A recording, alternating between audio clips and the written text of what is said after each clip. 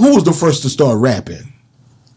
What age were you? I think I was first. Right. What age were you, Dre? It was a DJ.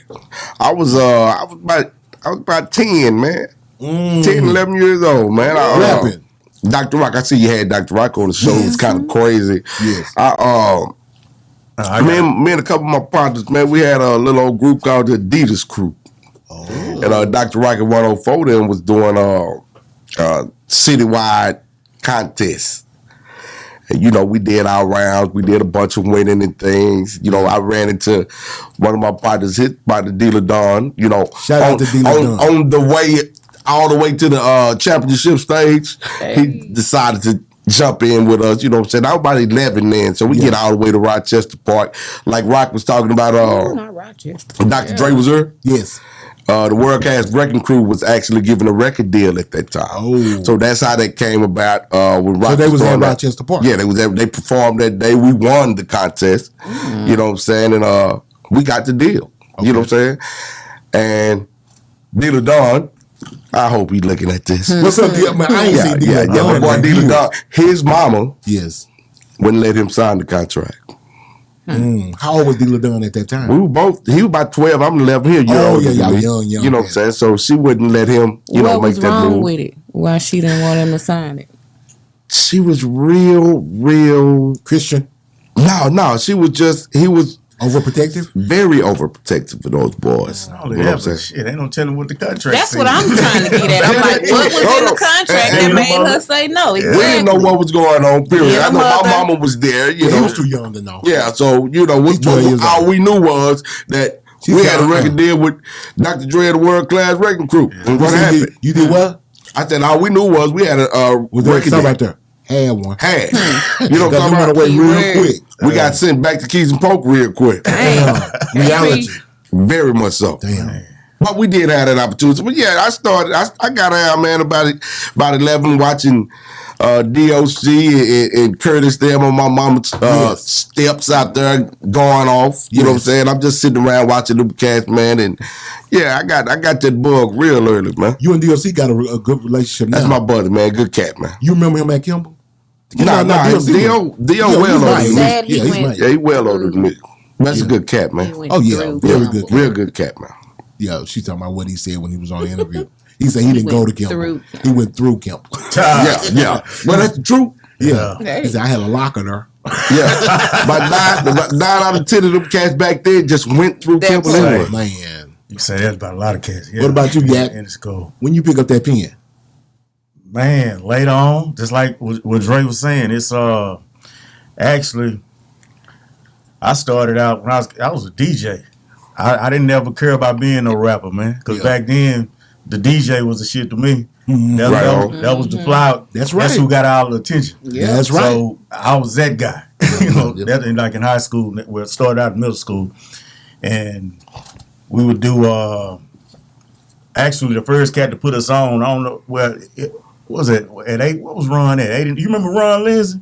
Yes, sir. At 89 point, he was 89.3, 90 point, whatever. Yeah. Okay. Ron had a studio, and me and my boy Rock B, rest in peace. Rock B, shout out. Rest in peace, Rock. Long Leo. Rock B. Me and Rock went over there, and man got to messing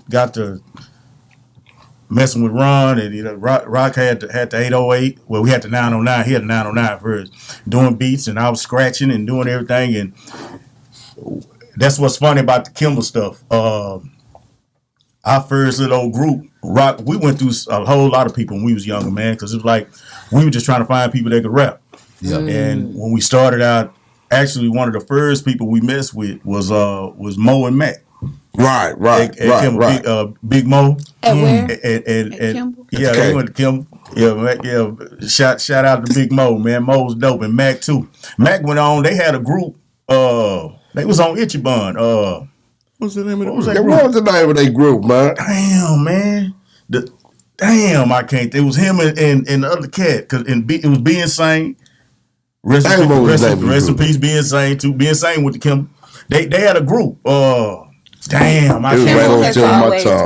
They was like one of the first. If they went to Skyline and Carter, you probably would remember. Really, they was one of the first out of Dallas, like with a deal. Damn near. That was real. They from Nemesis. Now, my bad. Nemesis, of course, number one. I'm saying right after Nemesis, Nemesis and Run C. Yeah. But they had to deal with Itchy Bun. I remember, but I can't. You know who? Nah, it wasn't. It wasn't Chris now. Because I know they signed Itchy Bun. Nah, it wasn't Chris now. But anyway, we were just going through different groups and everything else, and then I signed and I was scratch for him and everything, and then I end up running into we end up running into Dealer Dunn. And that's like before I knew Dre and everything else, man. And we just thought he was a cold young nigga, man. Nigga D, he used to remind us of that nigga was ice cold. We thought he was, and he used to rap like Special Ed. So you know, stay in trouble. And we just was rocking with him, and then through that whole ordeal, he introduced me to Dre. Yeah, and because they had made a tape. I mean, what was the cat with the Michael Jackson sample? Yeah, with the dude, the Pillars they had, and he did it on them little Casio little sample joints. Yep. Man, them niggas did a song, man, and niggas they had sampled Michael Jackson. Which Michael Jackson? It was like Jackson 5. Yeah. Yeah, it went like that. But the nigga did it, and the cat had 40 years ago. And Dre was on there rapping. But I said, man, who was that nigga? I said, man, y'all need to rap. I mean, that was just because I didn't care about rapping and none of that shit like that. I was like, man, that nigga there. You know, and I was listening to him.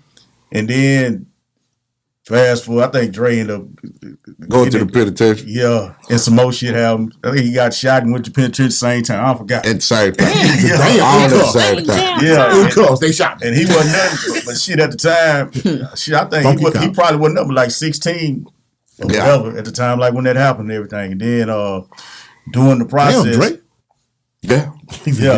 during the process, we end up with Dealer Dunn just doing our thing, and then I eventually really Rock and D made me rap. Because they just say, man, you know what to say. You know what I'm saying? That's huge personality and everything. You know, you got to go through trials and tribulations. Because when I first started out rapping, shit, I used to sound like Ice Cube. Like, you know what I'm saying? You know how you go through stuff with people that you just listen to? Yeah. Say, man, let me tell you something. When this cat found himself, and I used to tell him all the time, though, but when he found himself, it was he was ice cold. Say, let me tell you something. And I'm not just saying this because it's my brother, man, but I'm telling you, this is one of the best cats I've ever heard rap in my life. Yeah, he ice cold with lyrically, and I'm talking about with that pen. Yeah, I tell a nigga anytime, man. You still got it? Like what? Can't step with him. He say he about to drop some music on him. Likewise. I feel the same about him though. But it's like him and D. I just feel like that. It's like that Dealer Dunn was ice cold. Yeah, I just got to, kept on doing my thing and everything else, and then and we started with Swift. That what we skipping over. I'm not finna skip. I was about to say Swift was actually before the Goodfellas. Now, actually, good players. I got you know what? Let's switch seats. We're gonna have a movie. Come on. Yeah, we're gonna actually I got out the penitentiary. You hear that? And met my partner Glenn. Okay. Well, I knew Glenn before I got locked up, you know what I'm saying? And we had started Jazz Mind Records. You know what I'm saying? We had got a building over there off Greenville. Yes. And I always knew of these cats. And I didn't know Yak had started rapping when Dealer Dunn had let me know all that. And I got to listen to these cats, man. I went over to Rock House one day and listened to these dudes. Man, I hurry up and ran back to the studio and called say, bro, you got to hear these cats, man. Yeah. You know what I'm saying? Swift was there already. Yes. That's when we brought they brought the Land of Funk. Oh, man. Yeah. Ooh, yeah. I remember that. Land of Funk was something else, boy. Come on. But that was like Dre was saying, they had already knew G. Yeah. And like we had ran into G because me, Dealer Dunn and Rock, we was gonna do our own thing, like put the money together. Which actually, D and Rock was putting the money together because I was on probation. I caught a dope case, and at the time I caught one when I was 18. And, you see. And boy, if anybody know, I had Judge Larry Baracus, rest his soul too. And he didn't play no games. He didn't play at all. He didn't play him no and games. Judge Crusoe. Hey, man. Them two will hide you. Yeah, that's who he had all my Carter partners. Who, Crusoe? Yeah. Yeah, man. But I remember Barack, though. Yeah, Barack didn't play. I remember Barack. You go back. I remember my partner. He went to Kimball. Yeah. Y'all remember Spot? Yeah, Spot Wood. Yeah, Sean. Yeah. You know his little brother, Crank, Joe? Yeah, Crank. They said he told Joe, man, if you ever come through here again, That thing about from Field D Trigger Man, it'd be a tree. He told me that. Yeah, that was his style right there. He called me back said, "You see that tree outside?" Yeah. Like, nah, I don't see them. He had the same story. I thought it was a myth at first. Yeah, he called me back there. He called me back there because I just knew I was going. Like he called me back there, asked me did I have a job and all that. Called me back in the chambers, and I'd already heard the stories. So everybody, that nigga he was making people like he was a legend before he said this shit. Yeah, he was. He's make you grab some change and throw it out there and throw it up, and whatever landed like in the bowl or the ashtray, whatever else. That's how much time you got. Yeah, he used to do that. That's how he used to do. Now this man used to do this. Real. And then, like I say, with the tree, he did me like that, like with the tree. Yeah, that's how he did. You see that right there? I had Cruzo though, so he said be 20 feet, just as bad, 20 feet tall. By the time you get at least. Well, I got certified, so you know it was worse. Hey man, that nigga, shit, I believe, nigga, I was a firm believer. He tried to straighten up, Say, man. Yeah, hey, I ain't gonna lie, I wanted it worked. I put it this way, it worked for like 2 years. Too slick for these dudes. Because we end up, that's later on, God. I ain't even get off into that. That's later on. Yeah. But yeah, man. We end up Rock and D was pretty much putting a lot of the money, like as far as like for our little EP for the project. And explain Swift to me. Southern. It was Southerners with Intellect for Funk. For funk, that's right. Yeah, Southerners with Intellect for Funk. But that's an acronym. D came up with that. Yeah, man. D came up. I'm gonna change. I think I said something else. Whatever. We started them going up there because it sounded better in a rhyme. Yeah. So actually, it wasn't that. It was, but anyway, he ended up saying it didn't land the funk in the song. So we just go. That's why I heard it at. Yeah. Yes. But anyway, they end up running in the G.